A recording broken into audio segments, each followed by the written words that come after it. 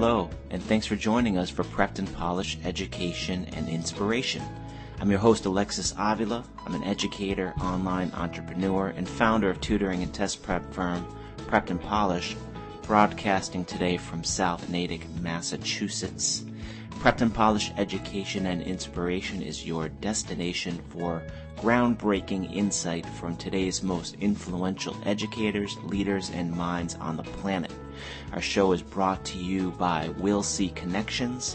My friend Pam Wellesley is a therapist for moms and their teens and rolled out a new program for graduating seniors called Freshman 2.0 College Bound to help ease the transition to college. Check out WellesleyConnections.com for more info. And get to know the Prepped and Polished community. You can find us on Facebook if you just type in the search bar Prepped and Polished, as well as on Twitter at Prepped Polished.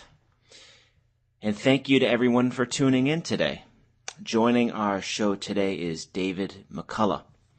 David McCullough has been a Wellesley, Massachusetts high school English teacher for over 26 years.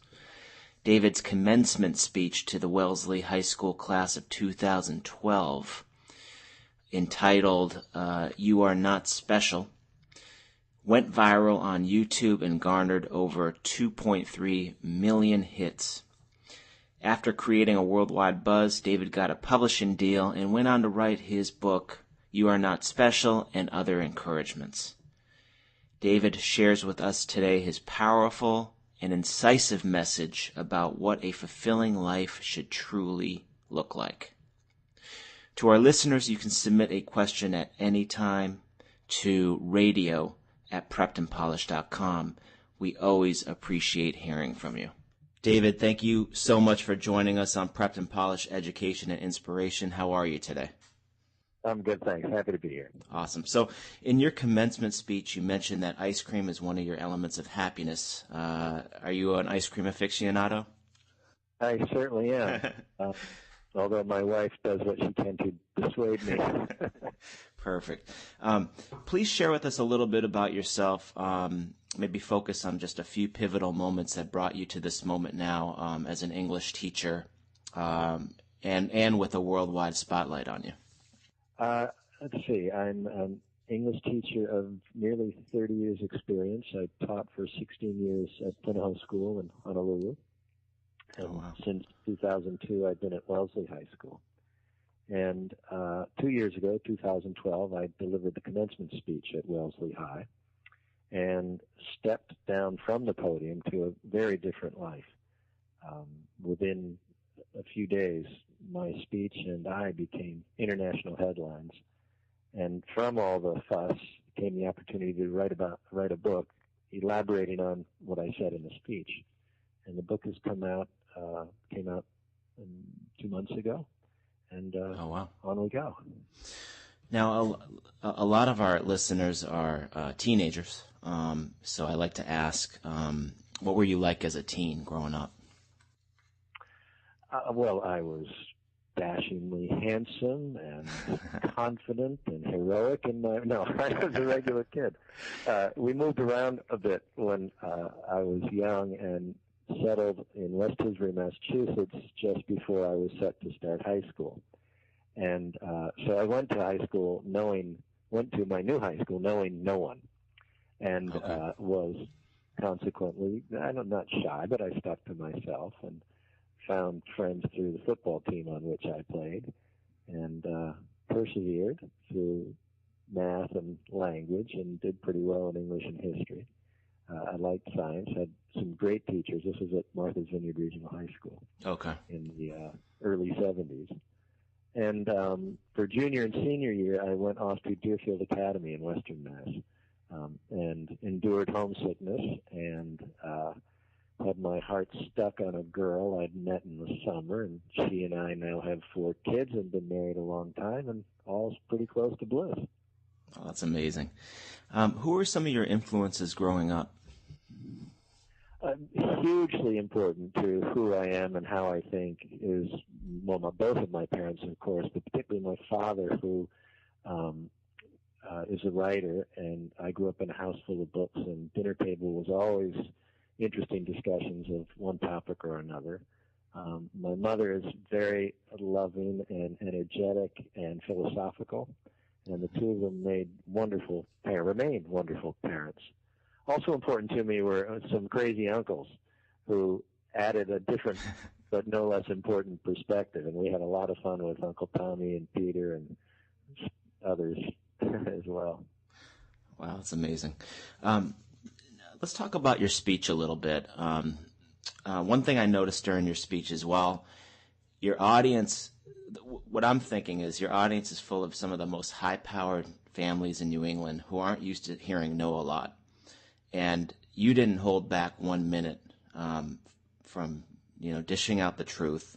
Now, when you were writing this speech, did you ever think maybe these people won't get it or won't be able to handle it, or were you just confident the whole time that you were just with the speech you had in hand?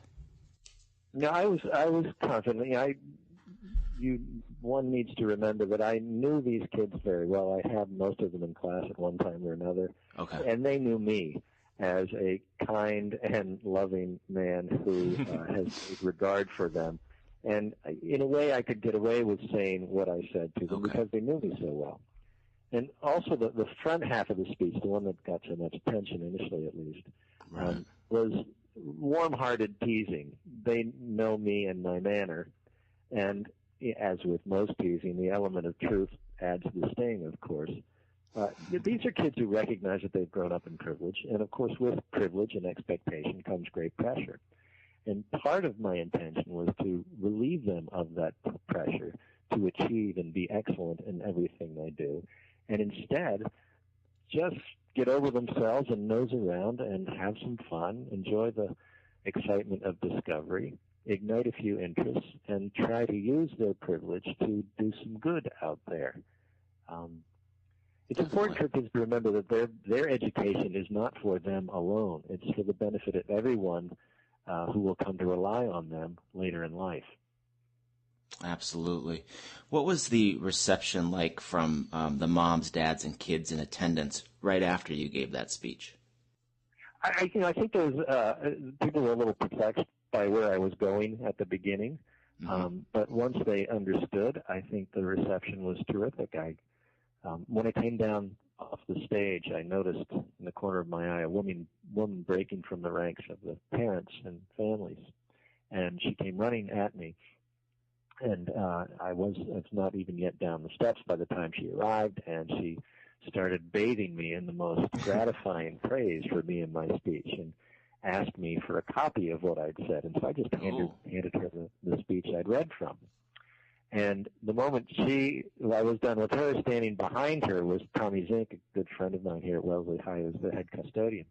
And he was there shaking his head, and he said, "That was expletive awesome." And so between the two of them, between the lady and my friend Tommy, I thought, they seem to have enjoyed what I said.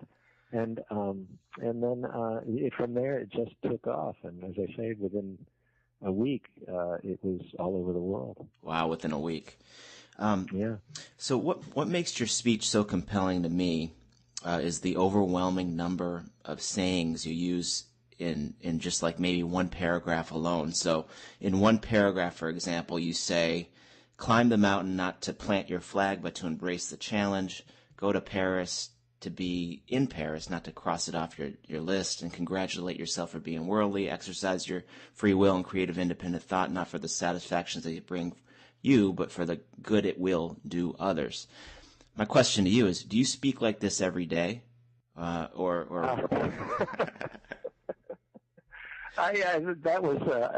had the benefit of being able to craft and polish her way. And speaking is just a rough draft.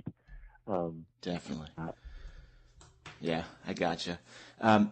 You mentioned that Sophocles said in your speech, wisdom is the chief element of happiness. What is wisdom to you?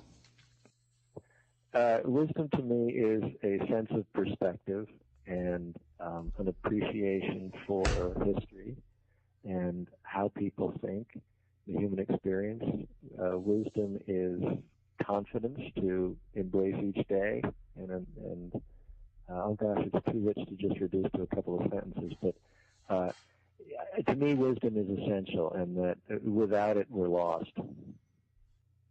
Absolutely. Towards the end of your speech, you go on to say, do work that you love to do for the love of it. A couple questions. Are you doing the work now that you love to do? Every day. I Nice. came to teaching somewhat late. It was not an ambition of mine when I was young.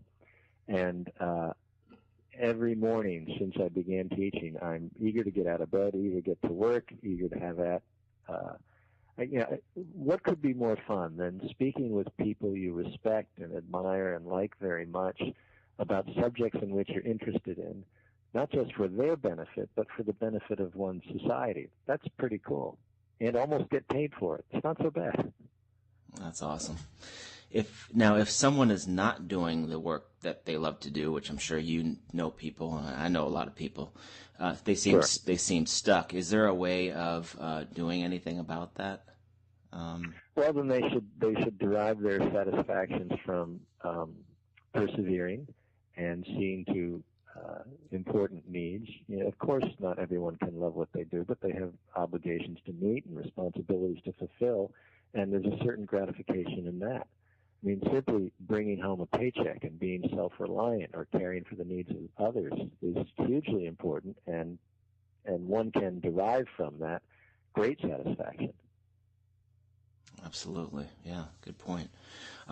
If you talk about, there's just so many things you talk about in your speech. But one thing that I noticed, you talk about you talk about the narcotic paralysis of self-satisfaction. Do you think we live in a materialistic society? And is the situation going on today with narcissism and materialism, is it getting better or worse? My fear is it's getting worse, and I hope a speech like mine or a book like mine might help get a conversation started. But to me, emblematic of our era is the selfie. Right. Is there a more narcissistic exercise than that? It used to be that we would aim our cameras in the other direction, not at ourselves. I think we need to return to a certain sense of perspective. Of course, material comfort is important, but grandeur, luxury, indulging in vanity, competing with somebody else about who has a bigger pile of stuff, I think this is a disease we'd be better off without. Absolutely. You talked about the importance of reading, not only in your speech, but in today's conversation, or growing up. You mentioned you read a lot. I have a little bro who I mentor with the Big Brother program who didn't read growing up. And when I tell him, look, you got to read, he just kind of just blurts back to me, well, I read emails all day long. Or, he'll say something like, no one reads books today. You get everything you know. And we're the worst for it. I mean, right. That's part of what you've identified, the maladies of the time. One of them is we don't read enough. Reading Exactly. Books are, literature is, the repository of human capital. It's where it's what we've accumulated across the millennia. And thinking is what we do best. And when we think our best, we write it down. And literature is just the best thoughts from some of our best minds. And Right. It's a way to get beyond oneself. It's a way to, I don't know, with Alan First, I don't know if you know the work of Alan First. He's a terrific World War II espionage novelist and beautiful craftsman. Well, with Alan First, I get to be behind enemy lines in the days leading up to World War II. Take your pick, Nikos Kazantzakis brings me to Greece. I've never been to Greece, but with Nikos Kazantzakis, I can go there. I can enjoy the sunlight on the Aegean, and I can have a little ouzo, and I can dance with his borba. With Larry McMurtry, I can ride on a cattle drive from Texas up to Montana and have all kinds of wild adventures. Reading is a beautiful way to expand the experience of being alive and to increase the depth and breadth of our wisdom. And to me, that's indispensable. It's really maybe the greatest part of being alive is to enjoy the thoughts and insights and artfulness of writers. And the information that you get from some of the greatest books written is not the same information you get from the internet. No, it's thoughtful. It's beautifully crafted. It's artful. The internet's absolutely a wonderful tool, but I don't think we should just dive into it headlong. There are other aspects of the human experience that are surpassingly important that we shouldn't neglect. Absolutely. You mentioned the importance of going after your happiness, not letting happiness come to you. How do we know? How do we know this is the way to go about it? I think the way our culture is being conducted these days encourages a certain passivity. Right. People sit and watch television. Today, instead of calling up some friends and meeting in somebody's backyard to play football, kids will go and play Madden. At least when they're playing Madden, they're with one another, but now they don't even have to be with one another in the same room. It seems to me that, it's a big, multidimensional, exciting world, and to sit and wait for something to come to you is to sacrifice a heck of a lot of really important experience. The pretty girl walks by and she smiles at you and you smile at her and she keeps walking. You're missing a really, if you just sit there, you're missing a really important opportunity. Absolutely. Get up and chase. Get up and go out and get her. First, I want to tell you that I'm thrilled that after listening to your speech, I'm thrilled that you wrote a book. Thank you. To expand on your message, because if one were just to listen to the first 5 minutes of your speech, they would completely miss the point. The real payoff of your speech is at the end, where you talk about the pursuit of true happiness. The beginning is just a setup. It's a setup, and unfortunately, I'm sure if there's any backlash going on with your speech, it's just people just not listening to the whole thing. Right. Tell us a little bit about your book that came out 2 months ago. The book is a kind of guide and navigation for adolescents to make that tricky passage from childhood to adulthood. In 10 chapters, I write about parents and parenting, and teachers and teaching. I write about preparation for college, which today has really become positioning for college. I write about club sports and the whole club sport phenomenon. I write about race and materialism and community and mortality. That's awesome. And it was great fun to do, and I'm told it's doing very well. It's going to be published in 11 different countries so far, Asia and Europe and all over. It's pretty exciting. That's awesome. So it's almost like I'm getting Spielberg when he wrote Jaws. Exactly. But there's no way I'm going to get him. Exactly like that. Okay. So are there more books coming out in the future? I have a few ideas rattling around, gestating. None is yet ready to be revealed to the public, but I hope something comes of one of them.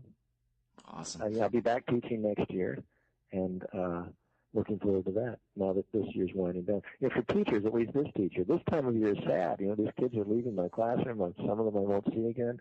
For them, it's this joyful, giddy, can't wait, oh my gosh, it's almost summer. For me, I'm going, yeah, but I'm not going to see you anymore.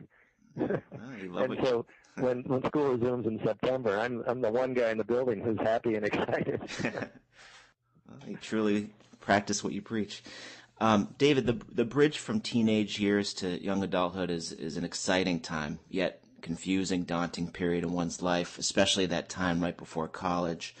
To any teen who may be listening to us today, what's one piece of advice you would have for him or her? Be confident. Trust your instincts. Have a good time. Keep your eyes open for new interests. Work hard. Work smart. And enjoy it all. Awesome. David, how can we find your book? At your local booksellers. It's available at Barnes & Noble and Nice. On Amazon and anywhere you find good books sold. Awesome. Well, thank you, David. I am so glad that a speech like yours was watched by 2 million viewers across the globe. That in itself shows me that people want a better world, and we appreciate you coming on the show today. Alexis, thanks very much. All right, take care. And this wraps up our show today with English teacher, writer, and YouTube celebrity, David McCullough. To learn more about David and order his amazing and inspirational book, You Are Not Special, and other encouragements, please visit Amazon and type You Are Not Special, and it will pop up. Or just go to your local Barnes & Noble or local bookstore and you will find a copy of David's book there. Thank you for joining us on Prepped and Polished Education and Inspiration.